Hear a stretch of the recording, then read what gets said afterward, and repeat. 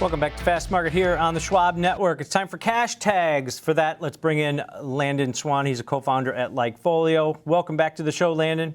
Thanks. It's great to be here as always. All right. So I look at Carnival Cruise Lines. The stock's down 12% this year, having a good month here, rebounding ahead of earnings. But Landon, is this just misexecution? Is it mismanagement? Because bookings are at record levels. The CEO even came out last quarter and said that.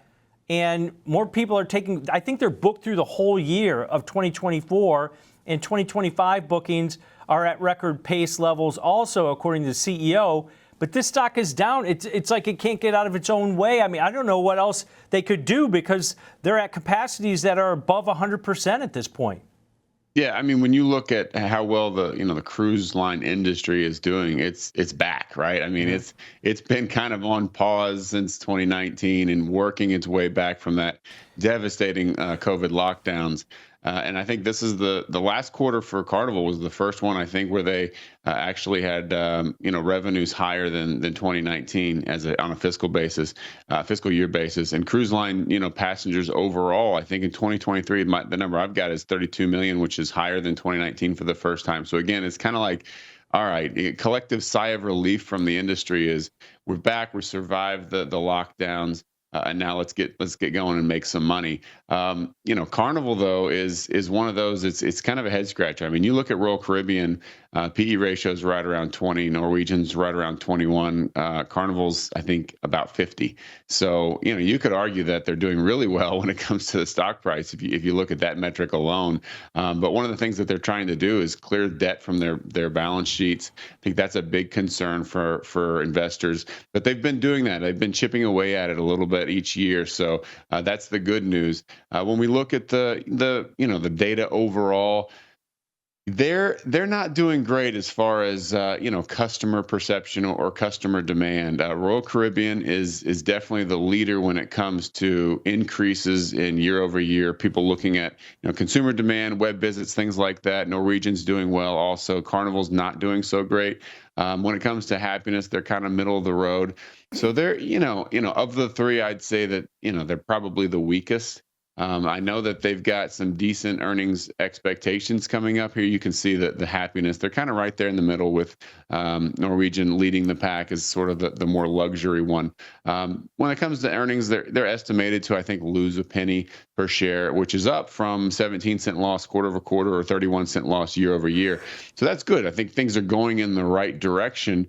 But overall, the data that we've got is just kind of ho-hum on them. It's not great. And when you combine that with, again, the PE ratio, I'm not a big valuations guy, but you got to look at it. It's not real exciting. And here, of course, this is what I'm talking about when it comes to consumer data, consumer demand. It's the weakest of the three. So, overall, I think the cruise lines are doing well. They're coming back.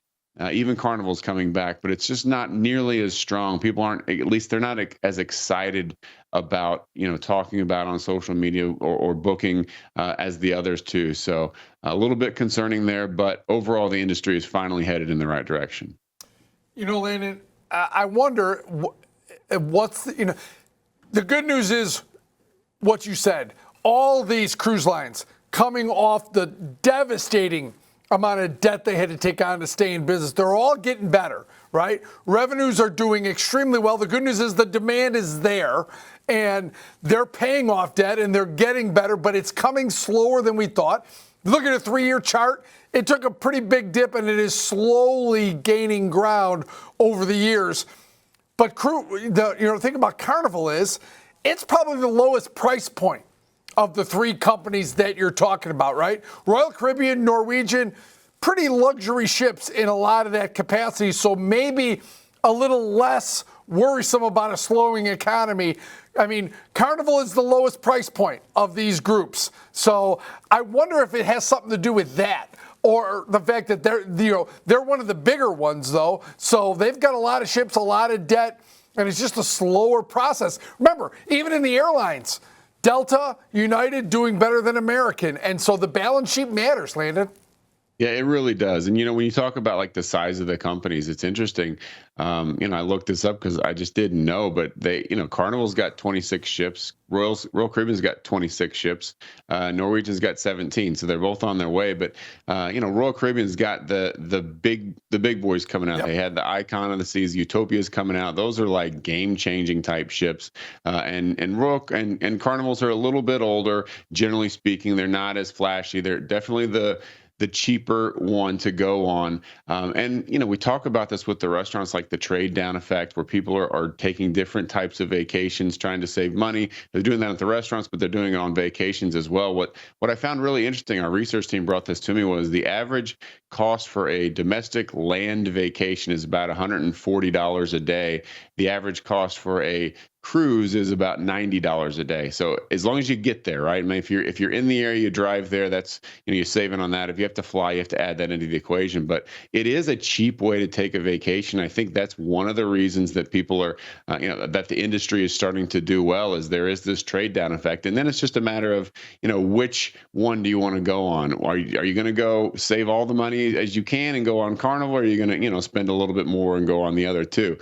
So that's, we'll see how that comes out. But right now, I will say that based on what the market's done, based on what the stock has done over the recent little bit with trading on Carnival, it's not a super exciting name for me right now. I think that a lot of the good news is probably baked in, and a lot of the social data that we have, again, is just not super exciting when it comes to what the consumers are likely projecting on this one. So I don't love Carnival here. I don't hate it. It's just one that, if you're going to trade a name, I think you trade one with a little bit cheaper valuation and maybe a little bit more questionable on the upside, whereas a lot of this upside is baked in already. And I think that probably analysts are expecting good numbers out of it. So if there's any kind of miss, it could be bad for the stock. Yeah, I was surprised at your happiness levels that Royal Caribbean was actually below CCL, which is considered the value portion of this. But then you look at RCL, it's near record highs here, Landon, just below that. And if they have comparable ships, you mentioned estimates for EPS are supposed to be anywhere from -1 cent to -3 cents. I think the company gave a forecast of -3 cents. If that turns positive, is that good for this stock? And do you guys have an earnings score on it? Yeah, I mean, obviously, anytime you beat expectations, it's going to be good. But it's already expected to do so much better than quarter over quarter, so much better than year over year. That's why I'm saying a lot of it's baked in. And I will say, I think a lot of the happiness, I looked into that because I was surprised too with Carnival beating Royal Caribbean. A lot of that has to do with the pricing. Royal Caribbean's pricing is definitely higher, and there's actually a lot of people specifically talking about the new ship Icon of the Seas because it's so expensive. But it's like it's the mega ship. It's everybody wants to go on it, but then they check on it and it's like $2,500 a day. They said, okay, that's ridiculous. So I think there's some pause there with that. The score that we've got is -10 right now. It's not a huge score. It's not, short a ton or buy puts, but it's just a little bit of tap the brakes and let's see what they come in at. Because again, I think expectations are pretty high. The stock, even though it's down, has moved up a little bit in anticipation of this. And the data that we've got is just not super exciting about the consumer. All right, great stuff. Great data as always, Landon. Appreciate it.